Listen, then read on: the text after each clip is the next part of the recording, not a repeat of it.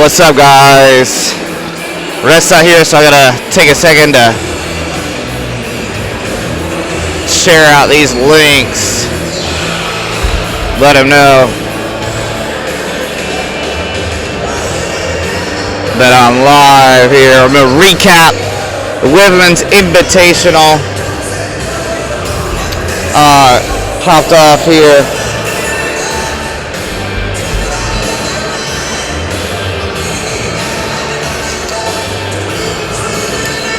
Women's Invitational Finals just wrapped just about 20 minutes ago. I'm going to go run through all of them, kind of tell you guys what happened.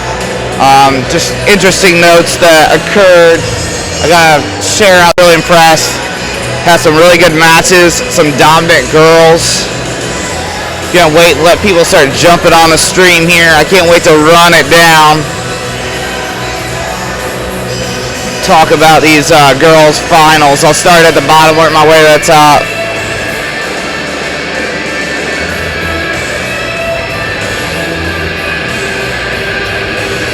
Gonna get that popped off in just a second.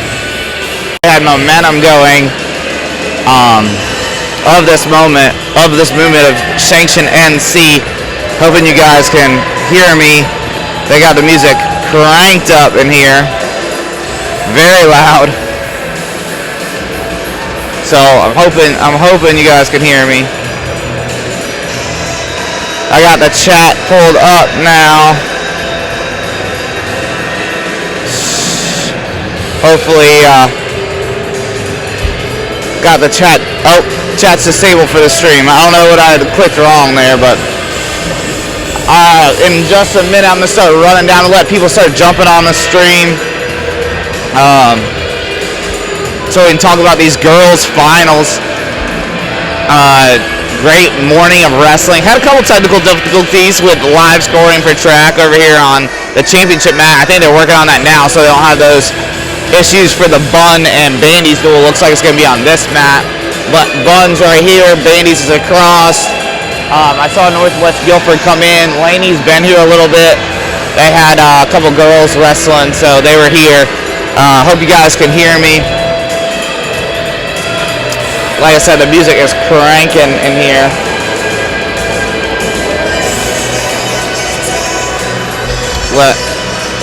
Give it a few minutes, let people start. Alright. We're going to start recapping. I'm going to give it about 2 minutes or so. I'll fix that chat feature for the recap.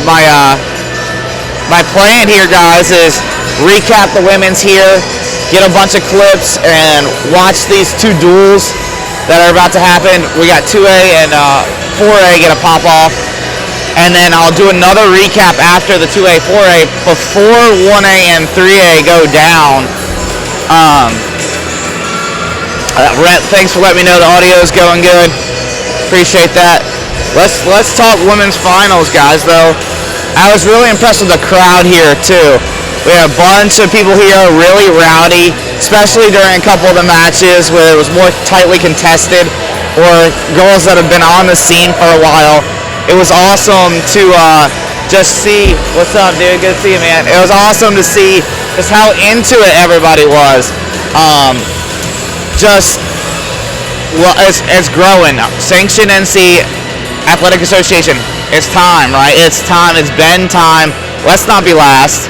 Let's not be last in this movement. Iowa did it, right?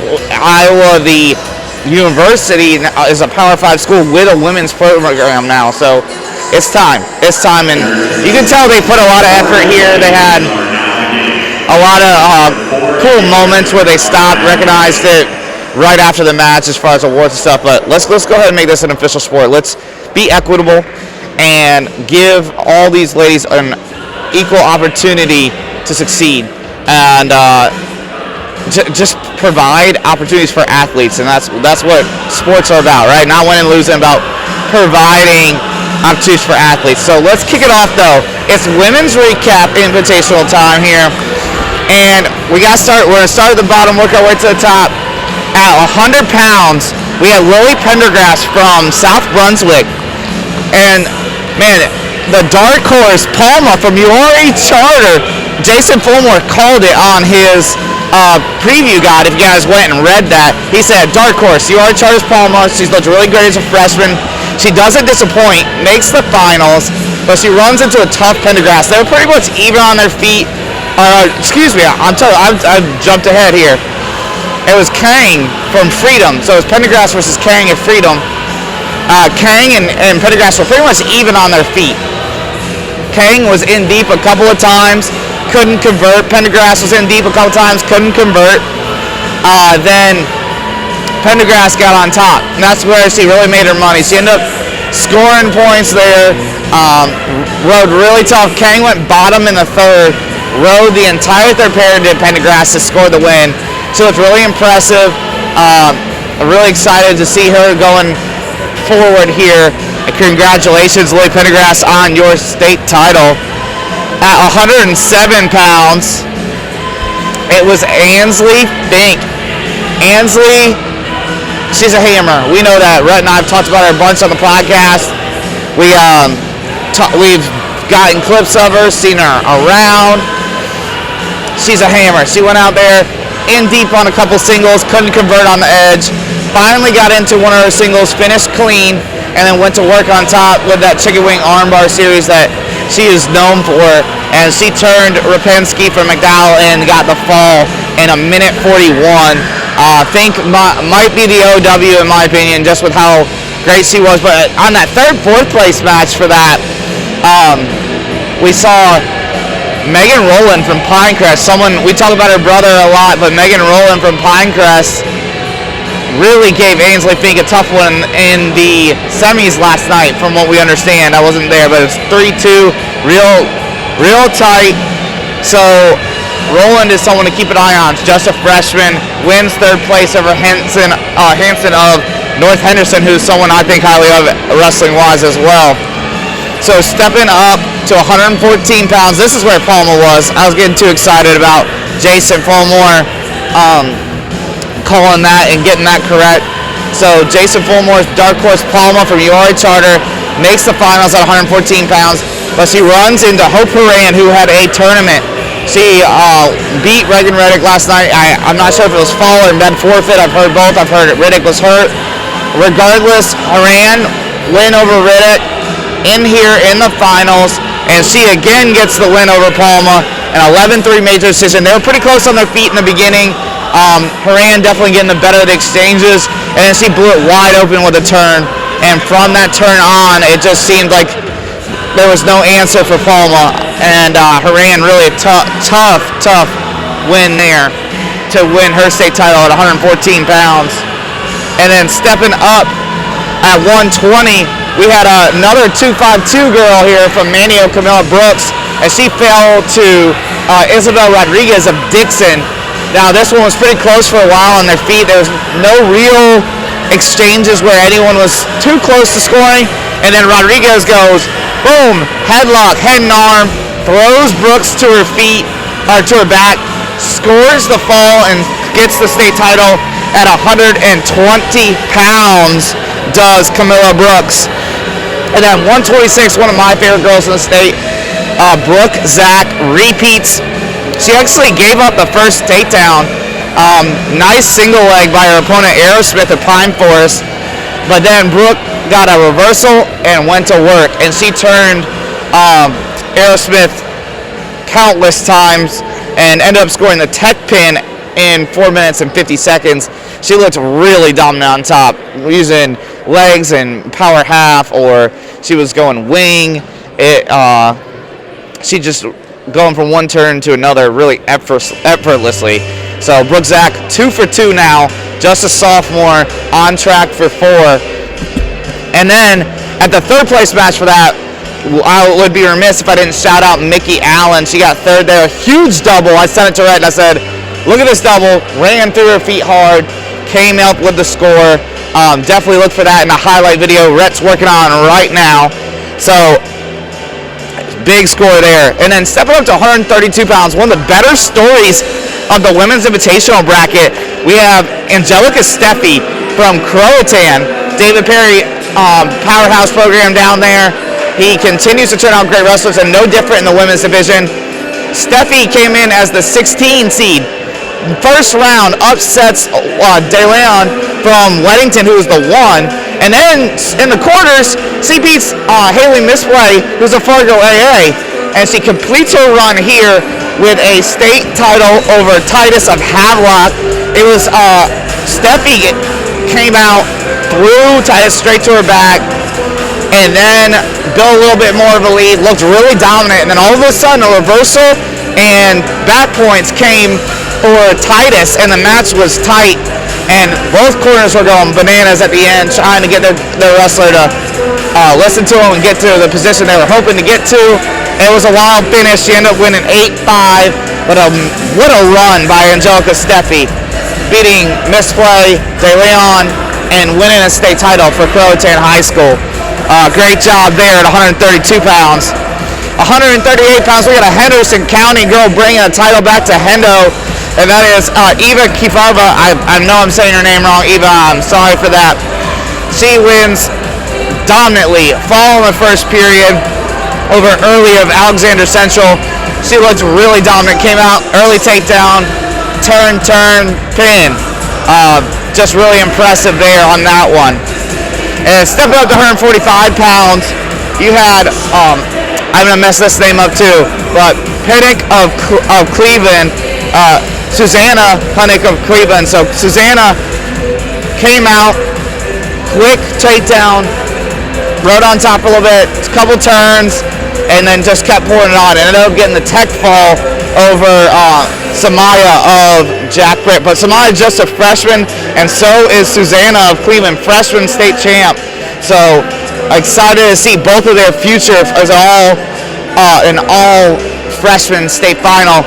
And shout back to Eva from East Henderson High School. She's just a sophomore, so we're going to continue to see this young crop of girls make big waves. Again, like Brooke Zach, just a sophomore. So stepping up from 145 pounds to 152 pounds, you have Kaylee Sudrick from the Lake. Rhett's homer pick, Lake Norman. We always get on to him about being a homer towards Lake Norman, but here it pays off. Carly Sudrick comes out, quick takedown, straight to the fall in 57 seconds. It's definitely, you could tell she trains right there in that Lake Norman room. Just the way she came out, the way she attacked right away, the way she was hand fighting, it was impressive. She is just a sophomore as well. I'm telling you guys, we have a young crop of ladies that are on the rise. We are ready in North Carolina, not only to sanction NC, but to make a difference nationally. I really think this crop of girls from Regenrick, Bukzak, Hope Horan, Palma, Savannah, Susanna, Carly Sudrick, and then this next one was my favorite final. We had a state champ on state champ matchup. State champ on state champ matchup. We had Laura Thompson and Savannah Bramhall going at it. Neither one is scared of each other. They were ready to go. Both of them had dominant runs to their state titles last year, and it was a back and forth battle. It went takedown Bramhall, escape takedown Thompson, and then reversal at the end of the period for Bramhall, and then so up 4-3, and then Thompson got a penalty point, so it's 4-4, just a little bit in the second. At the end of the match, it was 6-6 in the third. Bramhall on top. She gets the deep half, runs it, scores the fall to stay on track for 4. That's her third state title for Bramhall. Really impressive. Great win over Thompson. That was, like I said, my favorite. It was back and forth final, really elite level wrestling. Both girls can find themselves on the national scene doing big things. And like I said, Bramhall stays on track for 4. And then at 185 pounds, speaking of 4 state titles, you have Ella Beam, who I think maybe just became the first girl to win 4. I'll have to go double check that. I'm not 100% sure. Her and her coaches were throwing 4 at each other, so we'll see. I'll go check the records. I know she's at least won 2 here last year and this year, probably the year before as well. But she looks really impressive against Pollock from Laney, who's just a freshman. Her brother's going to wrestle here in the state duels in just a little bit. But she came out, was just super dominant. Single right away, and just went to work on top. pressure, turn, pressure, turn. And then stepping up to 235, you had Corey of Mallard Creek over Padraeus of West Wilkes. Kind of a match where, so let's check the stats for me. Ella Beam is a 4-time state champ. So that means she became the first 4-time women's state champion, the first one we've ever had. Brand Hill on track to be number 2. Congratulations to Ella for being the 4-time state champ, the first one in the women's division. That's amazing. History that'll never, ever be taken away, ever be broken. That's amazing. And so Corey of Mallard Creek gets it done in the 285-pound bout. Really nip-tuck bout there, close to the end. Difference was Corey's was better on top. She was able to keep Pollock down the entire time. Women's matches were hype, guys. It was great.